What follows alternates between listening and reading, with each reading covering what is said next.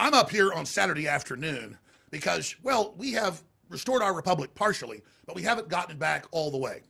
And one big thing the mainstream media and its trolls and the Soros bots are up to right now is spreading disinformation across the web that Donald Trump is the establishment and Donald Trump hates his listeners and his viewers and his constituents, and that Donald Trump is going back on all of his promises. Now, they've already done this a lot in the last 6 months. Let me explain to everyone something very, very clear. He's not going back on any of his promises. He's not in office for over 2 months. Number two, he's already taken Chris Christie, who I don't like, out of his transition team. But all of that aside, the real test will be what Donald Trump does when he gets into office. Cutting taxes on poor people, cutting it on middle class, restoring our sovereignty, restoring our border, rolling up ISIS and Al-Qaeda, and basic things like that. But aside from that, let's look at how they're currently attacking him. Donald Trump angers conservatives because he backs off deporting illegals. Donald Trump never said that. They took it out of context and edited it. I've been telling you that for a year and a half. What Donald Trump did was say, if you're here illegally, you're going to have to go right back out and then sign up legally to come in and come right back in. But it's going to be very quick and very easy, which he's still saying.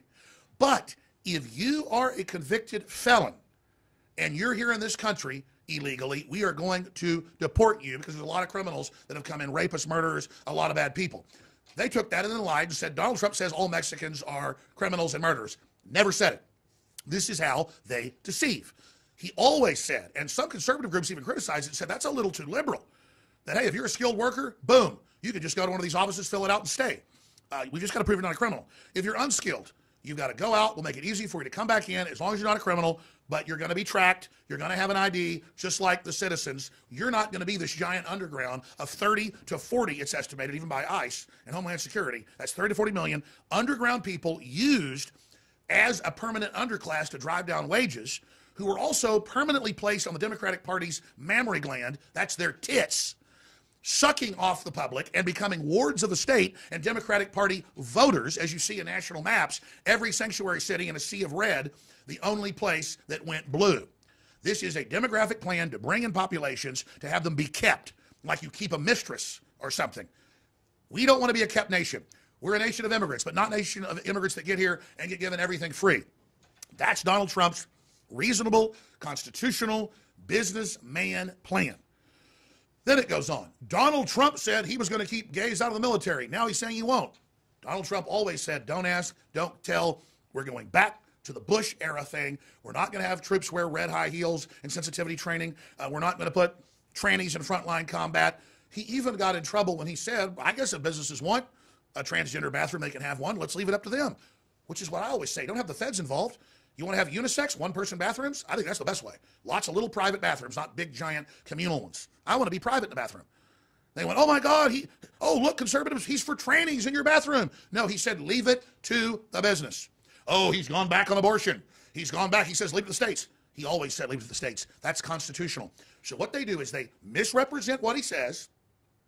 Then when he does what he really said he would do, they come out and say he's flip-flopped and he's lied. They're hoping you don't pay attention. They're hoping you're stupid, just like they did recently in an ad they're running all over the country from iHeartRadio, who are great folks, but they have liberal broadcasters there that put out advertised paid content that then places ads to promote their shows all over the web. And sure, we take advertising from iHeart, so I caught this on Infowars.com this morning. And guess what? I went over to Breitbart and found it there because they change the content as it goes. And system-wide, it feeds it to the bottom of your page. And it was a headline with Donald Trump saying, if I were to run, I'd run as a Republican. They're the dumbest group of voters in the country. They believe anything on Fox News. I could lie, and they'd still eat it up. I bet my numbers would be terrific. Buckley, come over here. He's shooting a live video for the produced piece. We'll put it up there. But look at that. It's all fake yellow paper like a newspaper. It's trimmed like it was cut out. And then she admits at the end of a 10-paragraph article, it's fake. But she says everything else here I wrote is true. Oh, really? The article starts out with Amy Schumer, funded by the government and others in Hollywood, saying, the fake comedian, the anti-family comedian, that, oh, I'm not really leaving the country. I just said that. You're dumb. But then she says Donald Trump thinks you're dumb. But she's the one saying you're dumb. And then she lies to say it. Start paying attention. They're conning you. They're super predators. They're disgusting, absolute pig-like people. Now, in closing, let me add this key point. I'm now seeing the new meme, and I knew it would come, that InfoWars is now the new establishment. Mainstream media finally got, when Rand Paul got elected, what I told Politico 4 years ago. I said, Politico, don't you get why Rand Paul won in a landslide? Because you said he couldn't win, and because you talked trash about him, and because you misrepresented Rand Paul over and over and over again, and you're the establishment. The only way you could destroy Rand Paul, and I was telling him, which I didn't want him to destroy Rand Paul, but I was letting him know how pathetic they were, I was being truthful, would be to endorse Rand Paul. You're that hated. They were still arrogant 4 years ago. They've now figured it out, that they're universally hated. So now they're going to pose as patriots and run around and show fake quotes of myself. Donald Trump is already doing it to me and others. We're just going to catch them in it and further discredit them. But they do it on more and more little sub-radio shows and TV shows and then put it out as news. So it's like whack-a-mole. But the point is, we know overall who's doing it. So that's what's really exciting about this. I didn't go for the big victory party up in New York. I was invited. I did talk to Donald Trump yesterday. Does that make me establishment? Well, I want the American establishment of the Bill of Rights Constitution back. I want the American system of lower taxes, checks and balances that made us the most successful country in the world. But I don't want to, quote, be that establishment. In an American system, we don't have an establishment. We have an open system of free market competition. Having a system that's based on elites is the opposite and antithesis of America. It's all you social climbers that want to get a job in the government or get a job in the controlled media and be part of the good old boys club. I'm out here in Texas, was on radio by the time I was 21, had top ratings by 22, syndicated by 23. At 42, I have unequivocally the biggest radio TV show in the United States and probably the world. We had, I've now learned, I told Trump 75 million yesterday, but that's not true. In just the last 7 days, 92 million views on our Facebook, YouTube, and our own platforms, not counting audio feeds, not counting terrestrial radio, this other 5 million a day. We're like 140 million. That's a low estimate in 1 week. Now, granted, that's election week, and even the dead media bounced a bit to a few million viewers. Ladies and gentlemen, per channel, we more than quadrupled the last few months, and it's not dissipating. So I don't want to be part of the establishment. I want to send Trump to drain the swamp, and in 8 years, he can go back triumphant to his businesses. At 78 years old, George Washington Part 2, his face will be on space stations and foreign planets in 200 years. He'll be the new George Washington. He can be that or another sellout to the system. He's chosen to be George Washington 2.0. So, oh, you're the establishment now. That was Newsweek and the Daily Beast, the Associated Press. It's all. I was waiting the last 4 days for the new attack. It came out today. Alex Jones runs the White House, meaning to manipulate Trump and people to go, oh, they think he's too powerful. You know, like we're in some battle here for who's most popular. Give me a break. We all came together for liberty. And also to make people go, oh my God, their establishment, they're the ones in charge.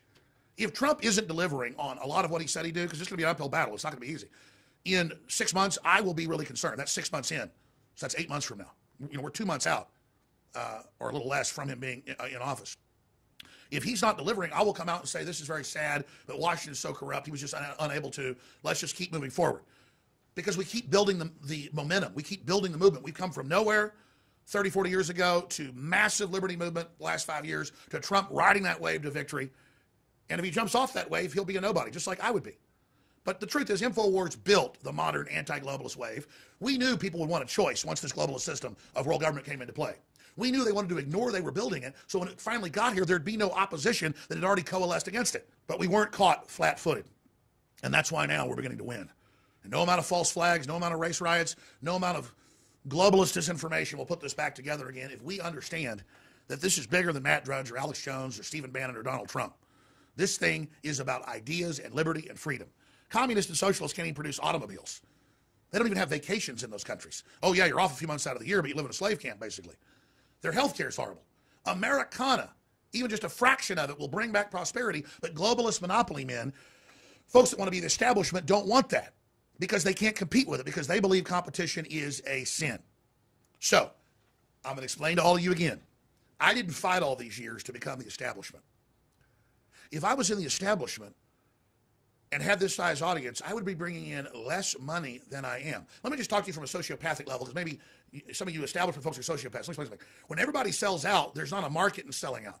I never knew that until I've been involved with this. I just instinctively didn't sell out because I hated tyranny and gangs and thugs. But we built this empire that's only exploding from here because we're true, because we're real. I don't want to be on your red carpets. I don't want to be around Hollywood. I was already offered all these major Hollywood roles. In fact, I've been in some big Hollywood movies. I'm told that I'm in all sorts of movies now because, sure, they call up, want to license my voice for something. I, do it just as a way to piss on them, just to show our domination.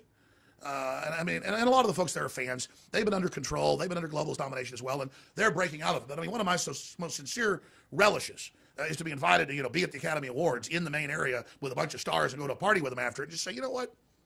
I got other business to do. I'm not trying to be the establishment. I'm not trying to join with a bunch of old hunchback globalists and go to these stupid white tie dinners. I want to change the world. I want my progeny to go to the stars. I have a destiny. I have a vision. Just like my ancestors on the Mayflower. Just like people that wanted to build the new Atlantis. Learn what it is. Learn about Francis Bacon. I already knew all this before I learned about Francis Bacon because it's genetic. I want to trailblaze. I want to build. I want to go to the stars. I want life extension. I want a fair shake. I want to see you beautiful and strong and upright. I want to smash the parasites, the Skeksis of the New World Order. And I'm here to do it. And I'm just one man, but there's millions of us of every race, color, and creed who have the light of liberty in our gut, in our heart, in our spirit, in our blood, and we're not going anywhere. We're only getting stronger. And Donald Trump, to the globalist horror, is only one manifestation of that. The Ray Kurzweils and the Googles of the world, and the Microsofts with their eugenics programs, and the Bill and Melinda Gates Foundation, and the suicide nets at the Apple factories, just because you pose and say you're liberal and egalitarian doesn't mean it's the case. You thought you'd dehumanize us and enslave us? You thought you'd create big corporate combines and end free will and make us your board? Good luck. Good luck. You're failing in Brexit. You're failing in Russia. You're failing here, and it's only the beginning. This is only the baby steps. This is only pulling Excalibur from the stone. And if Trump doesn't use it, others will take it up who have the rightful right to pick it up, and you will be destroyed. And that's why you've been trying to dumb us down and keep us feeling weak all along, because you know you're weak and you're ugly inside and you worship your father. I understand. We worship ours. So get ready. From the front lines of the information war, I'm Alex Jones, building the new world, building the new system, moving forward. Not part of your establishment, but part of the animating contest. And that's why I always leave you with this. If you're watching or listening to this and it touches your heart and soul, if you feel as I feel, never forget that they can't stop us. And to quote V, ideas are bulletproof. And if you're a part of this, you are the resistance.